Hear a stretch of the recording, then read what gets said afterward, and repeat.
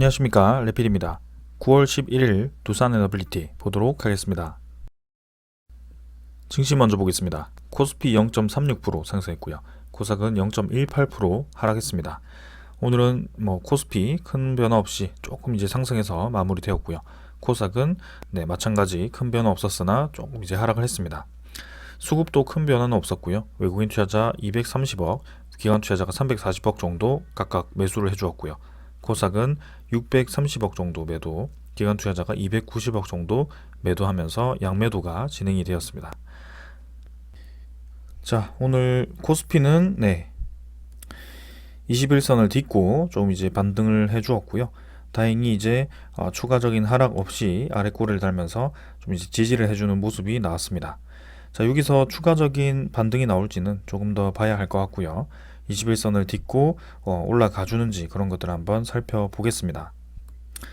자, 그래서 오랫동안 횡보하던 그 구간을 지금 이제 치고 나가야 할 때라고 생각을 하고 있고, 이 근처에서 움직임이 나와 주는지 이번 주 흐름 보면 될 것 같고요. 다행히 글로벌 증시가 전반적으로 좀 눌러지던 그런 흐름 자체가 조금 이제 완화되는 모습이 나오고 있습니다. 수급은 이제 기관 투자자가 이틀 정도 매수를 해주었고요. 외국인 투자자는 매도를 이어가다가 오늘 이제 매수로 전환을 했습니다. 그러나 공격적인 매수 없이 진행했기 때문에 추가적인 매수가 공격적으로 또 나오는지, 그리고 이번 주 옵션 만기까지 화수 이제 남았기 때문에 그 옵션 만기까지 이 수급이 전환이 되는지 그런 것들을 한번 살펴볼 필요가 있겠습니다. 그래서 이번 주 목요일까지는 좀 이제 변동성이 클 가능성이 있기 때문에 천천히 한번 접근하면 좋을 것 같습니다. 코스닥은 900포인트에서 계속 이제 조금 저항을 받고 있고요. 쭉쭉 이제 많이 떨어지진 않지만 고점을 높이지 않고 계속 조정을 좀 받고 있습니다. 그래서 반등을 하다가도 지금 이제 좀 눌러지고 있는 모습인데요. 아무래도 이 특정 테마 위주로의 상승세가 좀 이제 꺾이기 시작하면서 그렇게 이제 주가들이 하나둘씩 떨어지면서 이런 코스닥에 대한 이 상승 동력이 조금은 떨어진 모습입니다.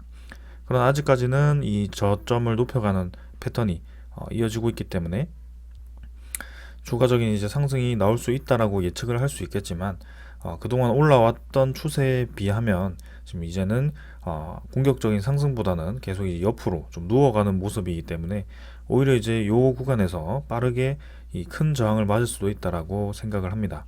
그래서 천천히 좀 접근할 필요가 있겠고, 그동안 많이 올랐다면 조정이 나올 수 있다라고 좀 생각을 하는 것이 좋을 것 같습니다. 월봉도 조금씩 꺾이기 시작했고요. 기관 투자자는 290억 매도하면서 전날보다 매도량을 좀 많이 줄여 놓았습니다. 그러나 매수량이 많았는데 하루 만에 이렇게 또 매도로 전환이 되었고, 또 지속적인 매도가 나오는지 살펴볼 필요가 있을 것 같고요. 그리고 외국인 투자자는 꾸준히 지금 이제 9월 1일부터 해서는 코스닥에서 좀 빠져나가고 있다라고 보여집니다. 그래서 기관 투자자, 외국인 투자자 전반적으로 코스닥에서는 조금씩 계속 빠져나가고 있다, 이렇게 보여집니다. 환율은 이제 5원 정도, 5.5원 정도 하락해서 진행이 되었고 1331원으로 마무리되었습니다. 자, 이제 고점을 향해서 다시 올라가는 듯 했는데요. 오늘은 이제 조금 조정을 받으면서 고점에 도달하기 전에 이렇게 환율이 떨어졌습니다. 추가적인 조정이 나오면서 다시 안쪽으로 와주는지가 포인트라면 포인트일 것 같고요. 그 안쪽에서 계속 이제 아래로 위로 이렇게 횡보를 하고 있기 때문에 그 횡보가 이번에도 다시 아래쪽으로 향할 가능성이 있는지 그런 것들을 보겠습니다. 오랫동안 이제 지켜본다면 결국에는 우리가 보던 그 추세대로 진행될 가능성이 크기 때문에 이번에도 어김없이 떨어지는 방향으로 진행될 수 있다라고 생각을 합니다. 자, 그게 이제 시간이 좀 지체가 되면서 좀 이제 오랫동안 횡보를 하면서 시간이 끌리고 있는데 분명히 다시 정상적인 방향으로 향할 가능성이 높아 보인다라고 말씀을 드리겠습니다. 자, 이제 지표도 마찬가지 니케이 0.43% 좀 조정을 받았고 상해 종합은 0.84% 상승을 했는데요. 마찬가지로 큰 하락 상승 없이 일단은 전반적인 증시들이 하락세를 좀 멈추고 조금씩 완화시키는 모습입니다. 그래서 여기서 다시 상승세로 전환을 할 수 있을지는 천천히 지켜보도록 하겠습니다. 그다음에 지수 선물이고요. 선물 지표도 0.6% 정도 상승을 하고 있고, 유럽 증시도 지금 이제 한 1%, 그죠? 1% 가까이 상승을 하면서 미국 증시보다는 유럽 증시가 조금 더 큰 상승이 나오고 있고요. 선물 지표가 전반적으로 좀 분위기가 좋은 모습입니다. 그래서 이 분위기가 내일 실제 장에서까지도 이어지는지 한번 보겠습니다. 원자재 가격은 마찬가지 WTI 87달러로 유지하고 있고요. 천연가스는 2.55달러로 크게 변동 없이 진행 중입니다. 조금 이제 떨어지고 있는데, 그래도 국제유가는 견고하게 지키고 있는 모습이고요. 천연가스도 저 2.5달러, 2.6달러 수준이 계속 유지가 되는지, 혹은 조금 더 공격적으로 상승을 하는지, 그런 것들만 체크를 해보겠습니다. 국채금리가 이제 계속 좀 올라가고 있는데요. 4.29%입니다. 그래서 4.3%까지 거의 도달을 했고요. 끊임없이 좀 올라가면서 조금 이제 우려스러운 모습까지도 나오고 있습니다. 그래서 저점 대비해서는 굉장히 이제 많이 올랐고요. 이미 이제 이 배당 수익률, 그죠? 주식의 배당 수익률보다 좀 이제 많이 높은 수준까지 지금 도달을 해버렸고, 만약에 이제 두 개 중에 저울질을 하고 있다면 이제는 국채 시장이 조금 더 메리트가 있다라고 할 정도로 상당히 가격대가 매력적입니다. 그래서 국채 가격이 싸기도 하고 금리 자체가 높기 때문에 매년 이제 꾸준한 안전한 수익을 얻을 수 있기 때문이고요. 특히 이제 미국이라는 그런 채권이기 때문에 미국에 대한 국가를 의심하지 않는다면 계속해서 국채에 대한 인기는 사그라들지 않을 겁니다. 그래서 조금은 저 지표가 걸리긴 하지만 그 이상 크게 많이 오르지 않을 거라고 보고 조금 기다려 보겠습니다. 이미 너무 많이 올랐기 때문에 추가적인 급등은 좀 이제 무리가 있지 않나라고 생각하고 있고요. 만약에 이제 국채 가격이 좀 과하게 떨어진다면 오히려 저 국채 가격에 대한 이 메리트가 있어서 매수세가 몰렸을 때 국채 가격이 반등을 할 수 있거든요. 그런 이 가격대까지 떨어졌다라고 저는 보고 있습니다. 그래서 그렇게 된다면 국채 금리는 어느 정도까지 상승하다가 다시 꺾이기 마련이다라고 말씀을 드리겠습니다. 자, 지금은 계속해서 지금 시장에 대한 전환 기로에 서 있다라고 보시면 될 것 같고요. 금리가 고점을 찍고 떨어지는 방향을 이제 앞두고 있기 때문에 그 시기에 이제 유동성 공급이 되는 시기가 오는 것이고, 시장에 대한 반등은 분명히 올 수밖에 없다라는 것을 계속 이 생각을 하시고 투자를 하면 될 것 같습니다. 자, 오늘 이 정도로 증시 보았고 종목으로 넘어가도록 하겠습니다. 두산 에너빌리티 보겠습니다. 오늘 370원 상승했고요. 2.2% 상승하면서 17,220원으로 마무리되었습니다. 자, 오늘 장 초반에 굉장히 강하게 치고 나가는 듯 하면서도 중간에 이제 고점을 찍고 쭉 이제 밀리기 시작했고요. 특정한 수급이 오전에만 좀 집중되다가 오후로 갈수록은 서서히 이제 상승분을 빼면서 진행이 되었습니다. 시간의 거래는 평소처럼 크게 많지 않았고요. 가격대는 17,280원으로 60원 정도 올랐지만 크게 우리가 주목할 만한 정도는 아니다 라고 말씀드리고 넘어가도록 하겠습니다. 일단은 윗꼬리를 달긴 했지만 2% 가까이 상승을 했다라는 것이고, 그리고 3일 정도 연속으로 상승을 했다라는 것이고, 그리고 거래량 자체가 790만 주까지 최근에 이 거래량이 계속 감소하던 시점에서 증가가 시작되었다라는 점입니다. 그래서 이 부분이 좀 긍정적으로 볼 수가 있고요. 특히 이제 주가가 올라가기 시작하면 연속적으로 올라가는 그런 패턴이 강했기 때문에 이번에도 두산 에너빌리티가 목요일에 옵션 만기를 앞두고 이런 상승이 나왔다라는 것은 옵션 만기일까지도 상승이 이어질 가능성이 상당히 높다라고 저는 생각을 하고 있습니다. 그래서 아마 내일도 상승할 거고 모레도 상승할 거고 옵션 만기도 마지막까지 상승을 이어나갈 가능성이 높아 보이는데요. 만약에 그렇다고 했을 때는 또 이런 피크를 찍고 지금 이제 전환을 할 것인지가 중요해 보입니다. 그래서 이번에도 MSCI 리밸런스 당일까지 상승을 하다가 이렇게 쭉 떨어졌었는데, 또 이제 옵션 만기가 다가오면서 다시 그 물량을 채워넣고 있거든요. 이번에도 옵션 만기까지 매수가 집중되는지 그런 것들을 살펴보면 될 것 같습니다. 그래서 거래량이 줄어들다가 이렇게 거래량이 증가하면서 윗꼬리를 달았기 때문에 내일도 이 거래가 비슷하게 유지가 된다라고 한다면 추가적인 꼬리를 메워주는 상승세가 나와줄 가능성이 높아 보이고요. 네, 여기서 이 음운구름을 돌파하면서 또 이제 고점을 찍으러 갈 것 같은데 그 고점 부근에서 이제 옵션 만기 기점으로 해서 금요일부터 다시 꺾이기 시작하는지 혹은 추가적인 상승이 나오는지 그런 것들을 살펴보면 되겠습니다.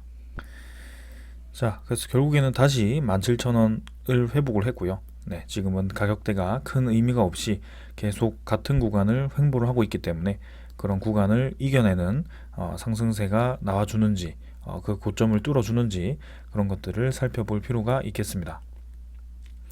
그래서 이번 주에 대한 흐름을 한번 지켜보도록 하겠습니다. 기관 투자자는 27만 주 매수를 했고요. 외국인 투자자는 25만 주 매수를 하면서 오늘은 양매수 진행이 되었고 외국인 투자자가 특히 매도를 끝내고 매수를 시작했습니다. 기관 투자자도 27만 주를 매수했는데 지금 금융투자가 10만 주 매수했고요. 보험 2만 3천 주, 투신이 6천 주 매수를 하면서 기관 투자자가 대부분 지금 매수를 해주었고 특히 연기금 투자자가 13만 주 매수를 해주면서 3일 정도 매수가 들어왔습니다. 그래서 이제 매도를 끝내고 꾸준히 이제 다시 매수로 전환이 되는지 그런 것들을 살펴볼 필요가 있을 것 같고요. 외국인 투자자 이외에 지금 이제 기관 투자자의 매수세가 시작된다면 추가적인 상승이 예상이 된다라고 말씀을 드리겠습니다.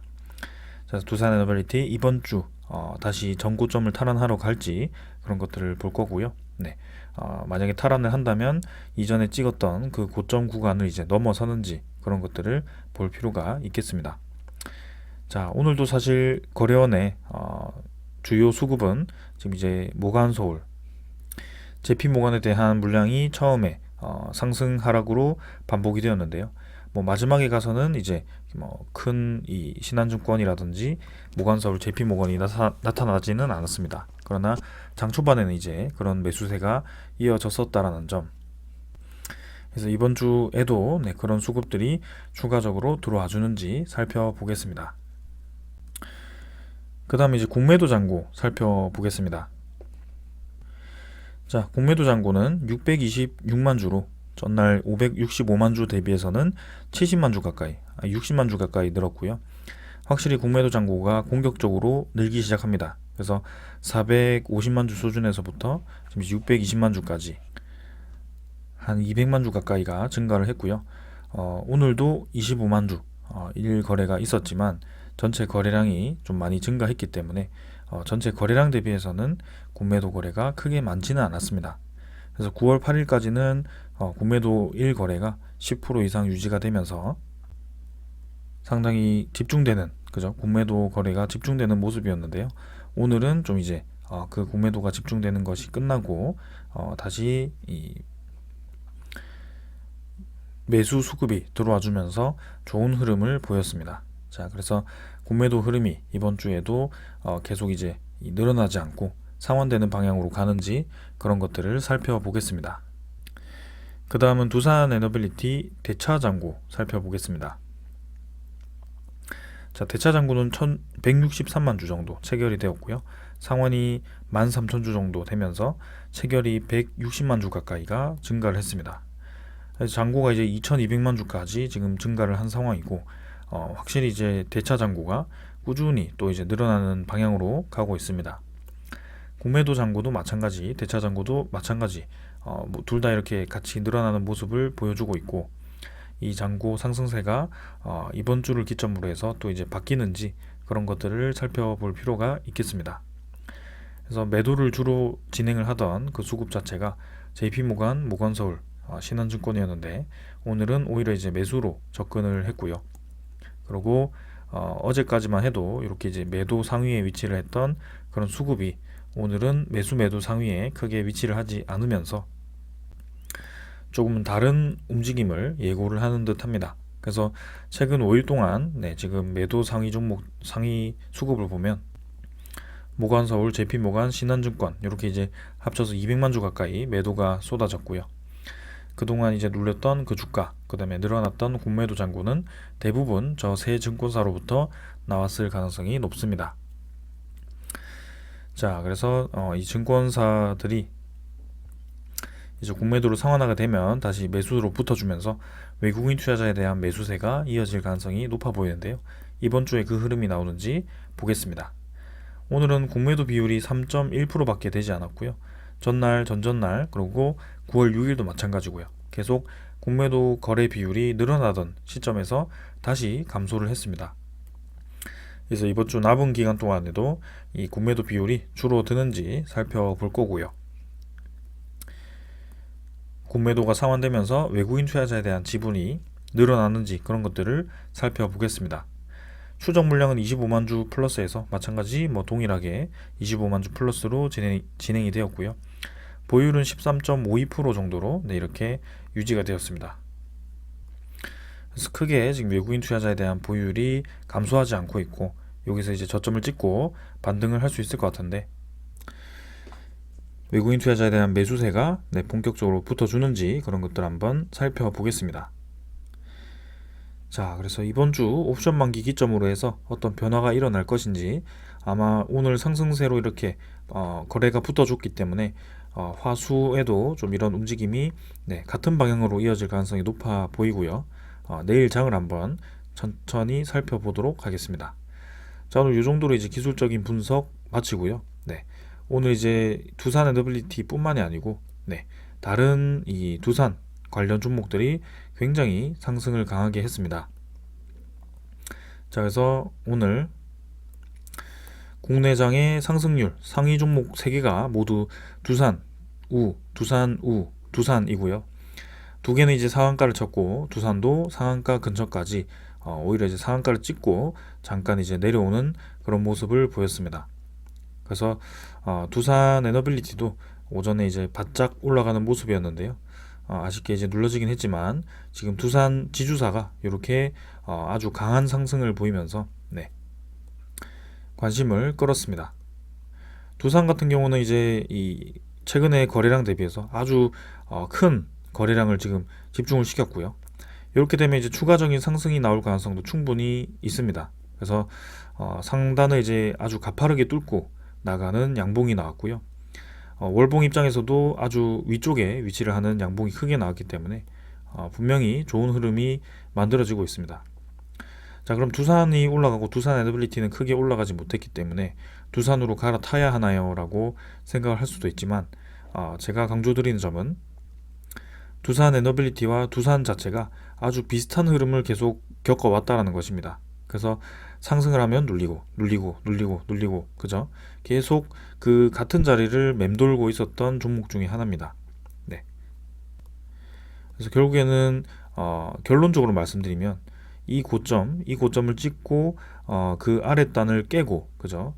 이렇게 쭉 내려왔던 241선 장기 이평선까지 깨고 내려왔던 83,000원을 경험하신 분들은 혹 이전에 견뎌오던 이 구간을 버티지 못하고 손절을 하거나 다른 종목으로 교체를 하거나 비중을 줄였을 가능성이 충분히 있습니다. 그러나 그 기점으로 해서 최저점을 이제 찍고 나서부터는 두산이 요렇게 이제 올라가 버리고요. 83,000원에 거의 2배 가까이 지금 단기간에 상승을 해버린 상황입니다. 그렇기 때문에 결론적으로 여기서 지금 뒤를 보았을 때는 꾸준히 올라온 것처럼 보이겠지만 이 상승 이전에 이 종목은 상당히 애를 먹이던 종목 중에 하나였습니다. 그래서 저렇게 두산 로보틱스 상장을 명분으로 해서 지금 올라가고 있긴 하지만 분명히 어떤 명분이 있으면 주가는 올라간다라는 것이 첫 번째이고요. 그리고 저렇게 올라갈 수 있는 이유는 그동안 억눌러 왔던 주가였기 때문에 그 주가가 이제 위로 상당히 돌파가 되면서 저렇게 강하게 올라갈 수가 있는 것입니다. 그래서 제가 계속 말씀드리는 것은 거래량이 집중돼야 된다는 것이고 제3의 수급이 들어와야 된다는 것이고 그리고 상단이 계속 눌러지면서 꾹꾹 이제 눌러왔기 때문에 저 상단이 돌파되었을 때 저렇게 강하게 아주 강하게 치고 나갈 가능성이 높다라는 것입니다. 그래서 예를 들자면 두산 같은 경우는 계속 이제 비슷한 구간에서 오르면 내리고 했기 때문에 결국엔 여기서 사고 여기서 팔면 되겠구나 라고 생각해서 계속 그렇게 사고 팔고를 할 수도 있겠죠. 그런 분들은 당연히 여기서 팔았을 거고요. 이렇게 21선이 눌러지면서 분명히 아래로 내려갈 거라고 생각했겠지만 그 위로 다시 한번 치고 나가면서 이런 양봉이 가파르게 떴을 때는 따라 붙을 수가 없는 수준까지 올라가는 것입니다. 네, 그래서 뒤늦게 올라타서 뭐 이런 중간에 올라타거나 네, 그렇게 되는 것인데요. 결국엔 장기 투자를 함에 있어서 이렇게 아래 구간을 가지고 계속 아래 구간에서 매집을 하신 분들은 이런 상승세가 나왔을 때는 큰 수익을 얻고 계실 겁니다. 그래서 그런 관점에서 지금 두산 에너빌리티도 똑같이 바라보아야 된다라는 말씀을 드리고 싶고요. 굉장히 비슷합니다. 패턴 자체가 계속 오름내리고 오름내리고를 반복하고 있고 그 구간에서 마지막에 이렇게 한 번 더 눌리면서 저점을 찍는 모습까지 상당히 비슷한데요. 여기서 이제 다시 올라갔을 때 이제 그런 뭐 깜짝 수주 소식이라든지 네, 두산 에너빌리티에 좋은 소식이 나오면서 갑자기 저렇게 올라갈 수도 있습니다. 그렇기 때문에 지금 우리 입장에서는 계속 사고 팔고를 하는 것이 아니라 이 구간이 올 때마다 매수를 이어가는 것이 좋다라는 것이고 물량을 결국 많이 모아갔을 때 준비된 자에게만 얻을 수 있는 큰 수익이 분명히 올 수밖에 없다라는 것을 저 두산을 통해서 다시 한번 볼 수가 있었습니다. 자, 두산 로보틱스는 두산이 지분을 가지고 있고요. 제3자 유상증자 배정으로 네, 다른 투자자로부터 이제 지분을 늘렸기 때문에 네, 두산 지분 100%에서 이제 조금 이제 비중이 줄어서 진행이 됩니다. 두산 같은 경우는 두산 로보틱스가 상장되고 바로 이제 매각을 하지 않는다라고 했고요. 네, 지분을 그대로 들고 갔다가 이제 1년 뒤부터 차곡차곡 네, 블록딜을 할 수 있도록 네, 그렇게 장치를 해두었습니다. 그래서 두산 로보틱스에 대한 지분 가치가 높아질수록 두산이 이렇게 높은 가격으로 갈 수밖에 없는 구조이고 두산 에너빌리티는 아쉽게도 그 지분 구조에서는 직접적인 수익을 얻을 수 없겠지만 분명히 이제 두산 입장에서 지주사 입장에서 그런 지분 가치가 올라가게 되고 네, 그런 유통 현금이 많아졌을 때는 이 두산 에너빌리티도 그동안 이제 두산으로부터 이 블록딜을 얻어맞기도 하고 네, 그렇게 이제 지원금도 주었기 때문에 다시 돌려받을 수 있는 네, 그런 기회가 될 수도 있습니다. 일단 전반적으로 네, 그룹 전체가 오늘 좋은 움직임을 보였기 때문에 네, 긍정적으로 좀 생각하고 넘어가도록 하겠습니다. 그래서 다음 달에 이제 두산 로보틱스가 상장되기 때문에 그때 이제 두산 로보틱스가 관심을 확 받을 것 같고요. 두산 에너빌리티도 이제 곧 관심을 받을 때가 다가오고 있지 않나 그런 생각을 해봅니다. 자, 그런 관점에서 계속해서 이제 오늘도 준비된 소식들 전해드리도록 하겠습니다. 자, 이번 주 이제 13일에는 우리나라 총리가 체코와 폴란드 순방을 해서 원전, 인프라, 방산 등을 이제 논의를 하게 됩니다. 그래서 대통령과 국방장관에 이어서 지금 이제 총리까지 폴란드를 방문을 하면서 3개월 연속 지금 이제 폴란드를 방문하게 되는 것이고요. 폴란드와 이제 우리나라가 아주 큰 계약을 계속 이어나가면서 우리나라 수출에 아주 청신호를 보내주고 있습니다.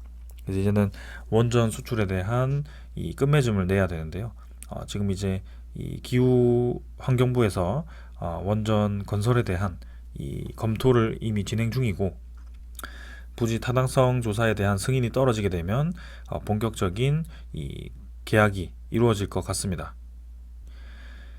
자, 그래서 이번에 가서 이제 추가적인 이 협약 소식이 있을 것인지 지금 이제 기후환경부에서 아직 승인을 내리지 않았고요. 네, 거기에 대해서 우리나라가 그 다음 절차를 밟기 위한 이 시기는 아니라고 좀 보여집니다. 그래서 기후환경부가 승인을 하게 되면 이제 부지 타당성 조사를 진행을 할 거고 거기에 대해서 우리나라 자체로 이제 이 합작사 설립을 위한 지분 49%에 대한 지분을 설립을 하게 될 텐데 그 금액을 이제 어떻게 마련할 것인지 그리고 그 합작사가 설립되었을 때 그 공사를 이제 본격적으로 준비한다라는 그런 계획이거든요.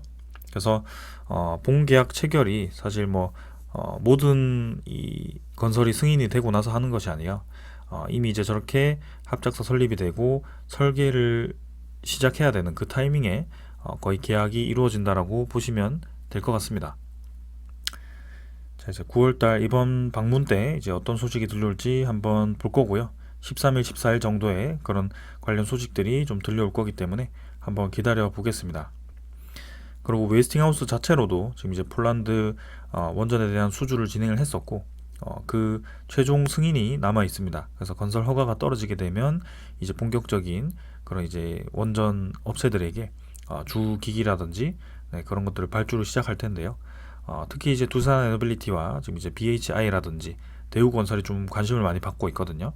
그래서 두산 에너빌리티 주기기가 제일 먼저 발주가 될 거기 때문에 두산 에너빌리티에 대한 그 폴란드 정부 차원에서의 프로젝트가 네, 웨스팅하우스와 이제 수행이 되는지 그런 것들도 관점 포인트 중에 하나입니다. 그래서 한번 기다려 보도록 하고요. 자, 그다음 이제 우리나라 산업부 장관이 신규 후보자로 이렇게 박문규 네, 산업부 장관 후보가 이렇게 지정이 되었습니다. 그래서 이제 청문회를 앞두고 있는데요. 그것도 이제 13일에 네, 진행이 됩니다. 그래서 지금 이제 신규 후보자도 계속해서 원자력 에너지와 이 탄소 중립 에너지에 대해서 이렇게 관심을 많이 가지고 있고 그렇게 정책을 추진하겠다라고 얘기를 하고 있습니다. 우리나라 이제 이 야당과 좀 이제 다른 의견을 표출하고 있기 때문에 이 청문회도 이제 순탄치만은 않을 거라고 보고 있지만 분명히 이제 정부의 강력한 정책으로 인해서 계속해서 이 관점을 바꾸지는 않을 것 같습니다. 그래서 아리100도 중요하지만 그 아리100 속에 이렇게 원자력 에너지라든지 탄소 중립을 위한 에너지를 섞음으로써 이제 효율적인 방향으로 가자라는 것이 이 의견인 것 같고요. 지금 이제 전력이 크게 수요가 증가하지 않고 단순히 탈석탄에서 깨끗한 에너지로 전환한다라고 한다면 이 신재생 에너지도 일리가 있습니다. 아리100이 일리가 있지만 그 아리100을 추진하던 때보다 지금 이제 전기차 보급이라든지 그런 전기 에너지에 대한 수요가 급격하게 늘어나면서 다른 에너지원을 늘리는 것도 지금 불가피해진 상황입니다. 그래서 단순히 지금 이제 원자력 에너지를 신규 건설 검토를 한다라고 해서 원자력 에너지만 늘린다는 것이 아니라 기존의 원자력 에너지 비중을 유지만 하려고 해도 신규 건설이 불가피하다라는 것이 지금까지 분석이었고요. 네, 신재생 에너지는 오히려 그런 전력 수요가 늘어나는 와중에도 비중이 2030년까지 28%까지 증가한다라는 것입니다. 그래서 우리나라가 원래도 이제 이 비중이 높지 않은 국가에서 이렇게 28%까지 빠르게 늘리는 정책이기 때문에 상당히 공격적으로 투자한다라고 볼 수가 있고요.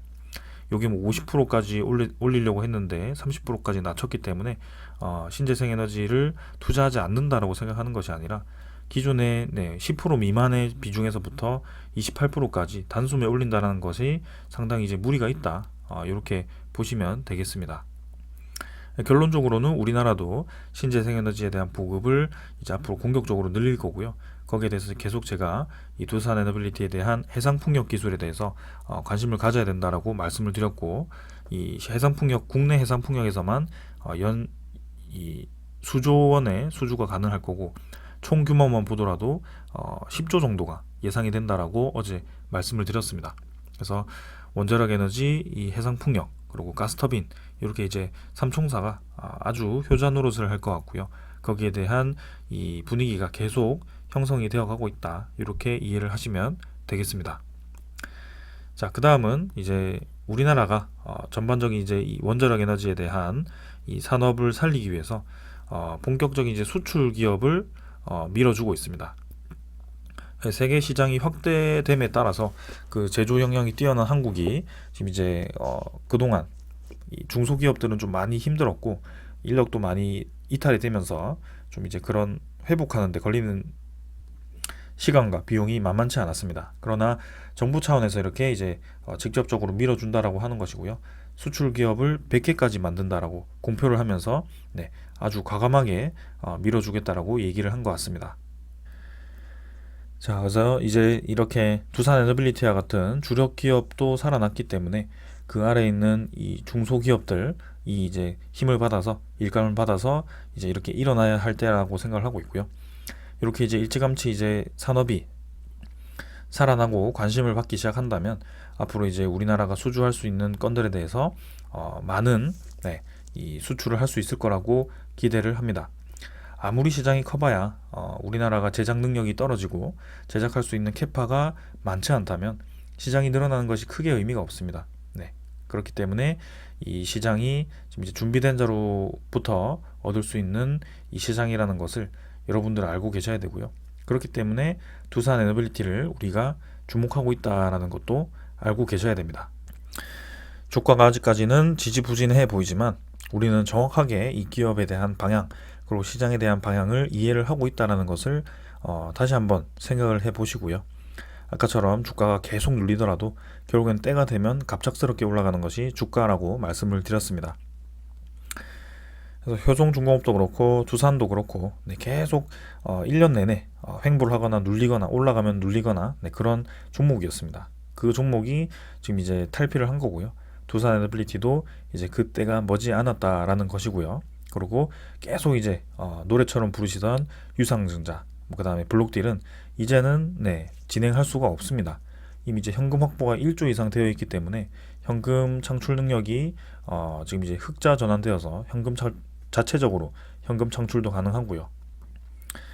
그리고 무리하게 지금 이제 주주에게 손을 벌릴 만큼 돈이 부족하지도 않고 그리고 기업에 대한 인식이 좋아졌기 때문에 그런 그린 펀드라든지 이런 자체적인 이 회사채도 발행이 가능한 수준입니다. 그렇기 때문에 여러모로 이제 그런 추가적인 악재는 일어나지 않을 것이고, 그리고 이제 주식수가 많다. 이제는 하다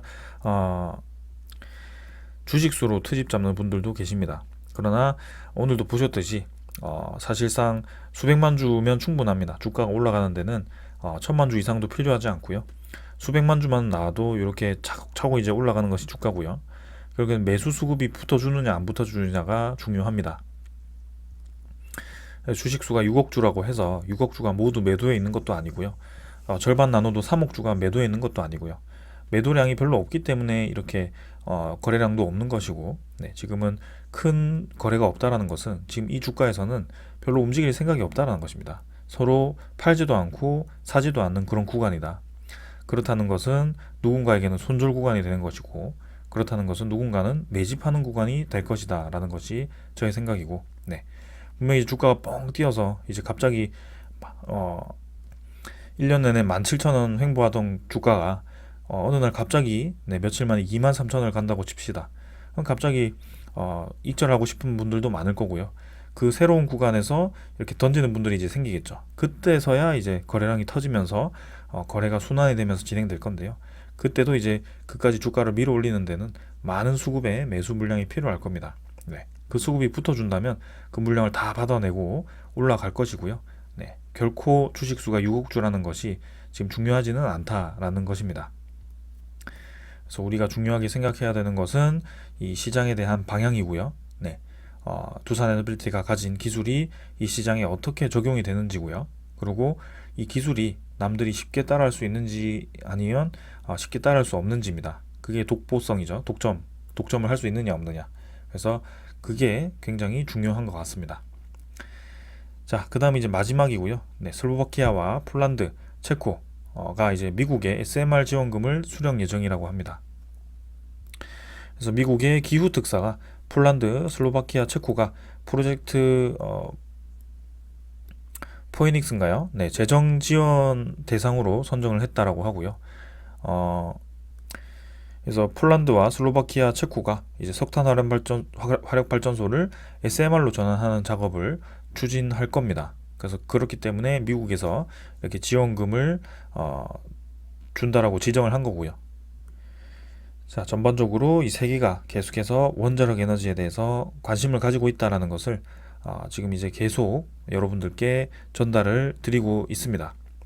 그래서 지금 이제 우리에게 가장 가까운 이 프로젝트는 체코 원전과 그다음에 폴란드 원전인데요. 체코도 사실 만만치는 않습니다. 이렇게 미국 정부 차원에서 국가에다가 재정 지원도 해주고요. 그리고 외교력이 지금 동유럽 쪽에 이 영향을 미치는 외교력이 미국이 굉장히 크기 때문에 거기에 대해서 우리나라가 수주를 확정했다라고 보기는 쉽지 않을 겁니다. 그러나 폴란드 이 원전 같은 경우는 아예 이제 1400메가와트급 모델을 따로 우리나라와 검토하기 때문에 가능성이 크다라는 것이고요. 거의 이제 단독으로 협상하고 있기 때문에 주목이 많이 됩니다. 그런 체코 같은 경우는 아직 1200메가와트급이기 때문에 웨스팅하우스도 이 1200메가와트급을 수행을 할 수가 있고요. 네, 거기에 대해서 끝까지 이제 지켜봐야 되는 상황입니다. 자, 그러나 이렇게 경쟁 구도만을 보는 것이 아니라 이제는 이 한 기업이 이 전 세계 시장을 독점하기에는 너무나도 많은 프로젝트, 너무나도 많은 국가들이 이렇게 신규 원전 건설을 검토를 하고 있다는 것입니다. 그래서 아무리 기술력이 좋더라도 제조 역량이 되지 않으면 이 모든 시장을 감당할 수가 없고요. 해상풍력도 마찬가지입니다. 이번에 오스테드에 대한 주가가 급락했던 이유 중에 하나가 이 프로젝트에 대한 이 수요는 많은데 그 수요에 대한 수량을 감당할 수 없기 때문이었고요. 그래서 제작 이 납기가 지연이 되면서 거기에 대한 비용 증가가 주요 원인이었습니다. 그래서 새로운 제조사를 이제 찾게 되는 것이고 공격적으로 이제 이 제조 역량을 늘리기 위해서 공장을 새로 짓는 것인데요.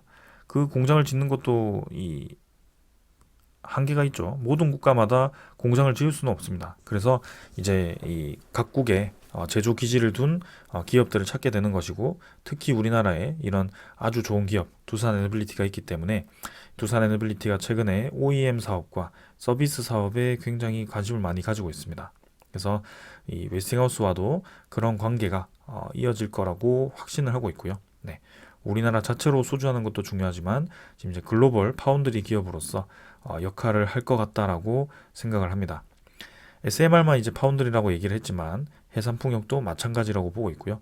대형 원전도 마찬가지라고 보고 있습니다. 가스터빈도 그렇고요. 그래서 지금 에너지 수요 시장이 심상치 않다라는 것을 다시 한번 말씀을 드리고 싶고 거기에 대한 최대 수혜주는 우리나라의 이 대표적인 두산 에너빌리티라는 기업이 될 수 있다라고 정리를 하겠습니다.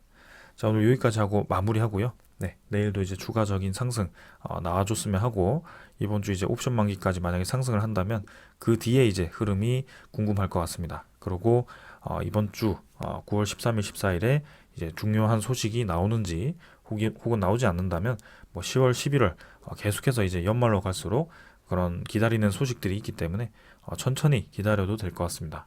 결국에는 오랫동안 눌렀던 주가는 한번 소식이 터지고 명분이 나오면 올라가는 것이 주가라는 것을 명심하시고 지금 두산 에너빌리티는 주가는 횡보를 했지만 결코 나쁜 기업이 아니다라는 것을 말씀드리면서 여기까지 하겠습니다. 감사합니다.